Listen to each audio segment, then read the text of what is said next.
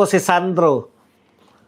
Hindi ko po alam bakit po out of the blue, biglang nagsasalita po to si Sandro Marcos na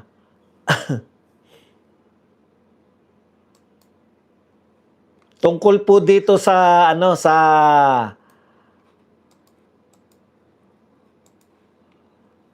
kondisyon kapalit ng suporta kay PBBM. Okay. Teka lang muna para makita natin.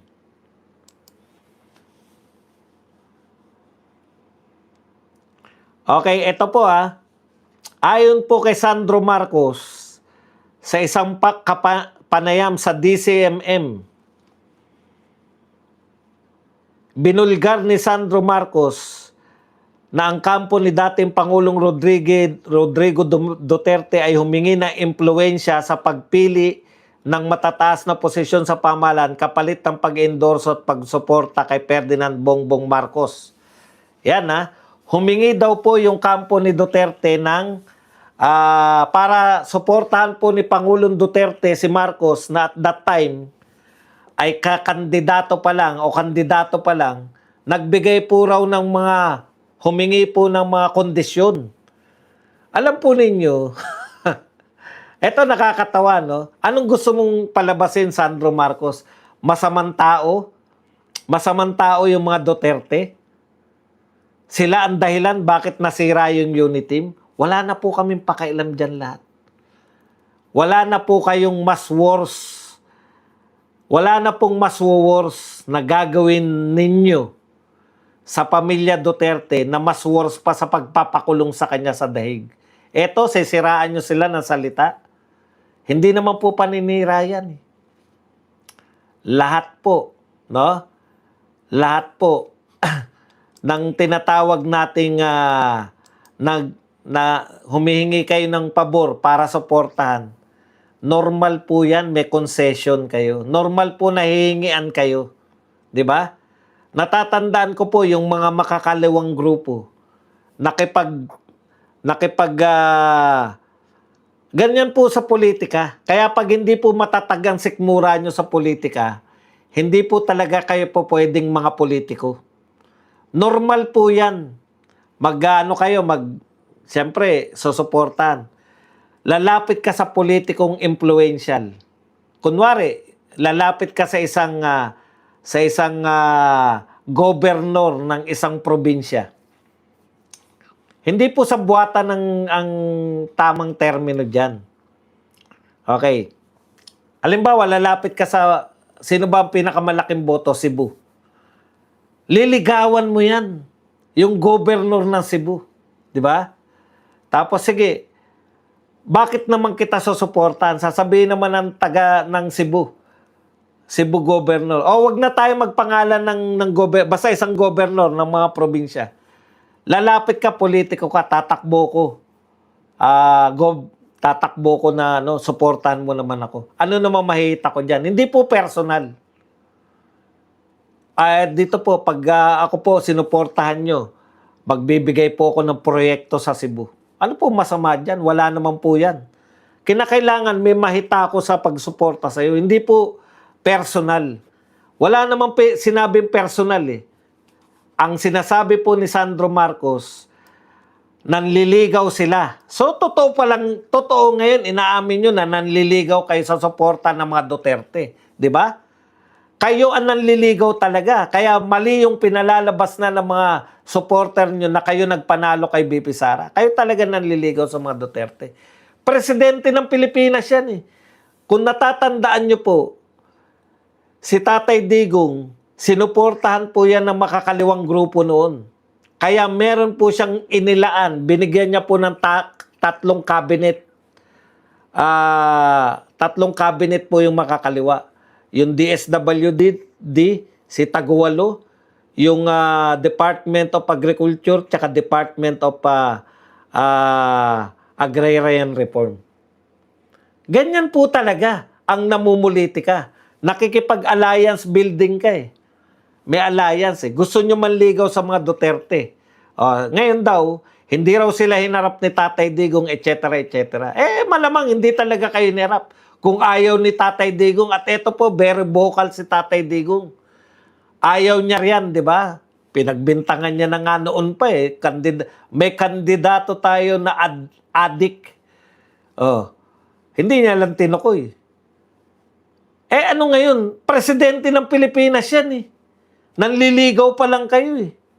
Oh, ngayon, eto po, ang sabi ni Sandro Marcos, ang mga kondisyon daw ng Duterte camp, pagpili ng opisyal, sa kanila daw manggagaling yung executive secretary kay Duterte daw. Ikalawa, House Speaker daw, sa kanila daw magmumula yung House Speaker. Ikatlo, mga cabinet official. Normal lang po yun. Kilala nyo ba yung nililigawan nyo? Presidente yan ng Pilipinas. Normal yan. Kaya siguro kayo hindi hinaharap dahil hanggang sa huli, gusto pa rin ni Tatay Digong na tumakbo ng presidente, anak niya. Nung alam niya na hindi natatakbo, si Bongo ang presidente ni Tatay Digong, kung hindi nyo po alam. Siya po ang diniklara ni Tatay Digong na presidente niya. Umatras lang talaga si Bongo. Hindi natin alam kung kailan nila hinihingi ito. Yan po ba ay illegal po yan? Ganyan po talaga nakikipag-negotiate. May gusto silang palabasin ngayon eh. Na wala na po kayong magagawa pa na mas masama pa sa pagpapakulong ninyo kay Tatay Digong. Wala na po kayong mas magagawa pa na mas masama pa sa pagpapa-impeach ninyo kay BP Sara. Wala na.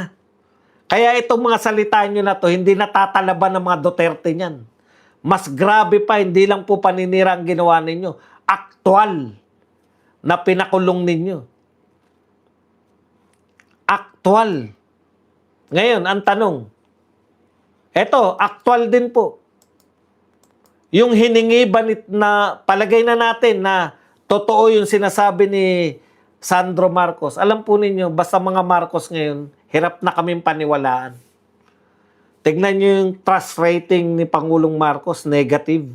Sa totoong survey, Kasi sa mga Okta, sa mga WR numero, at iba pang survey, baka manalo pa, mas mataas pa si BBM kaysa ka BP Sara, kaya wala naniniwala sa inyo sa totoong survey po, negative ang trust rating ni BBM. Wala na pong halos. Pag nagsalita si BBM, noon pag nagsalita si Tatay Digong, hanggang ngayon nga, sinisingil nyo si Tatay Digong, di ba? Sa jet ski. Bakit? Ganun kaimportante yung salita ni Tatay Digong. Lahat naniniwala. Pati yung mga kalaban naniniwala. Kaya po nila pinagpipilitan yung jet ski. Kasi yan lang po ang mga sa sinabi ni Tatay Digong ang hindi nagkatotoo. Di ba? Ngayon, bakit mo sinasabi yan? Ibig bang sabihin nakipagkasundo kayo talaga sa mga Duterte? O gusto nyo lang palabasin na ang Duterte ay mas samang tao kung ano-ano hiningi? Ang tanong, pinagbigyan nyo ba? Yun ang aking tanong Pinagbigyan nyo ba?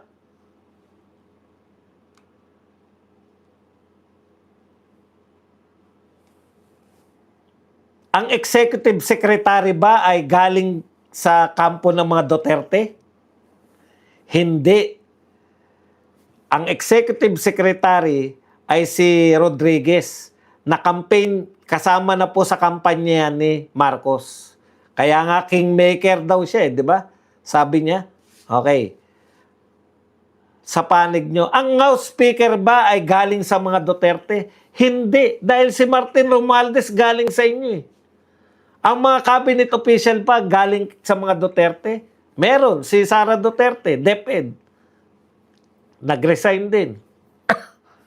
Yung mga ibang mga opisyal na galing sa mga Duterte, wala na rin ngayon. Pinakamabigat niya, si Minandro Guevara. Wala na rin. Yung mga magagaling po na galing sa mga Duterte, wala na po ngayon. Si Attorney Trixie, wala na rin. Meron pang isa, yung magaling na joke, no? Dalawa yung joke no, di ba? Yung magaling na joke no. Yung may award talaga, yung mahusay. Yung Benjamin. Benjamin joke no. Wala na rin. Tinanggal nyo rin. Pinalit nyo si Recto sa finance. Oh. So yung mga galing sa Duterte na magagaling na nilagay nyo dyan, wala na po sila lahat. Ano yung sinasabi mo? Ano, para saan yung sinasabi mo? Pwede namang humiling talaga dahil kayo po nanliligaw. Sandro Marcos, ipagpaumanin nyo. Kayo ang nanliligaw. Pwede po ba namin makuha yung suporta ng presidente? O eto mga kondisyon namin. Ang tanong, yan ba mga kondisyon na yan, nasunod ninyo? Bakit nyo sinusumbat ngayon? Hindi nyo naman sinunod. Di ba? Wala naman kayo sinunod doon sa mga kondisyon eh. Si Martin, sabihin nyo ba galing sa Duterte? Bakit ka nanunumbat ngayon? Gusto mo bang palabasin na ang dahilan kung bakit tayo lubog sa utang? Ang laki ng inutang natin kaysa sa panahon ni Duterte na mayroong build, kitang-kita mga proyekto na nagkaroon ng tinatawag nating pandemic na malaki talaga ang totoong ginasta. Mga kapatid, 1,600 tayo. 500 lang po nagla-likes. Yung pinakamalaking korupsyon. Dahil ba yan sa panliligaw nyo sa mga Duterte? Sagutin nyo po yung mga totoong problema ng Pilipinas. Congressman Sandro, hindi yung mga isisisi nyo na naman sa mga Duterte ang lahat. Hindi ko po maintindihan kung bakit po binabanggit nyo pa rin yung mga Duterte. Hindi nyo naman sila pinagbigyan. Pwede mo bang isumbat yung hindi nyo naman ginawa?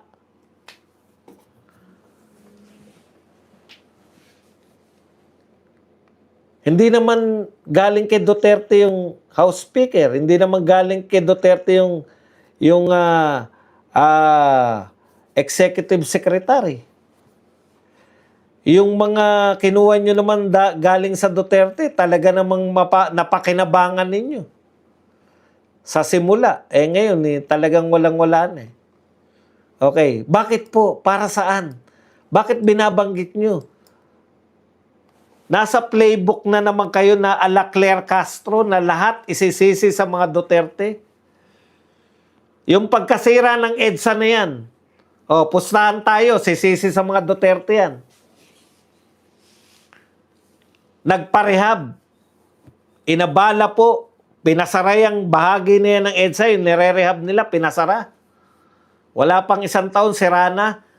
Pustahan tayo, sisisi na naman sa mga Duterte yan.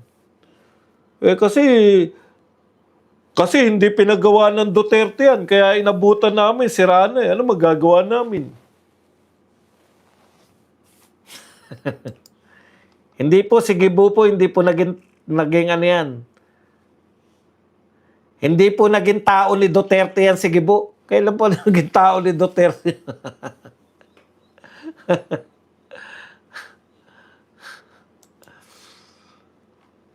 Kaya nakakalungkot kasi ayaw nilang harapin yung problema ng baha.